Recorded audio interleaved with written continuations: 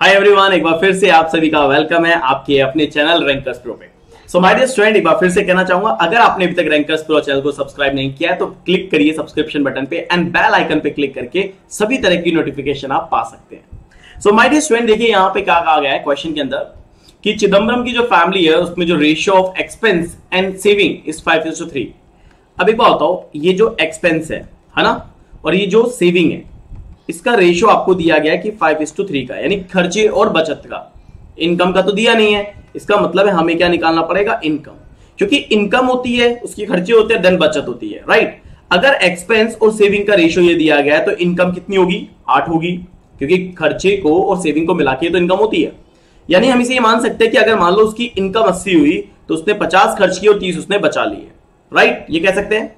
अब कह रहा है but expense is increase by 60%। अब इसका 60% उसका और बढ़ गया, यानी खर्चा बढ़ चुका है।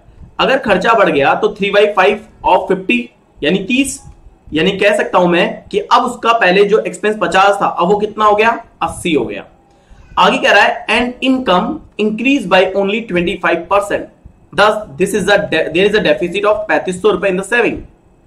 अब ये कह रहा है कि उसकी सैलरी भी बढ़ गई है, लेकिन वो कितनी बढ़ी है, इंक्रीज हुई है 25%। अगर 25% इंक्रीज हुई है तो 80 का 25% कितना होता है, 20 होता है। इसका मतलब उसकी पहले सैलरी कितनी थी, मान लो 80 थी, तो अब उसकी सैलरी कितनी हो गई है, 100 हो गई है। उसकी इनकम 100 हो गई है।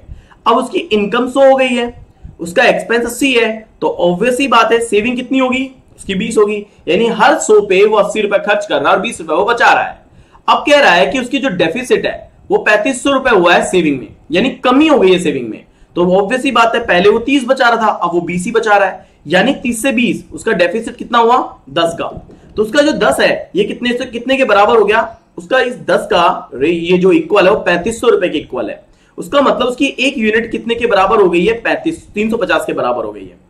अब क्वेश्चन कह रहा है the increase income of mister Chidambaram family is, तो इंक्रीज इनकम कितनी है, 100 है। यानी कि अगर ये कहा जाए तो 100 को 350 से गुणा कर लेंगे और हम बोलेंगे उसकी जो सैलरी है वो कितनी हो गई है, 35,000। And the answer of this question is 35,000 की जो अब सैलरी जो उसकी इंक्रीज हो गई है वो हो गई है 35,000 हो गई है।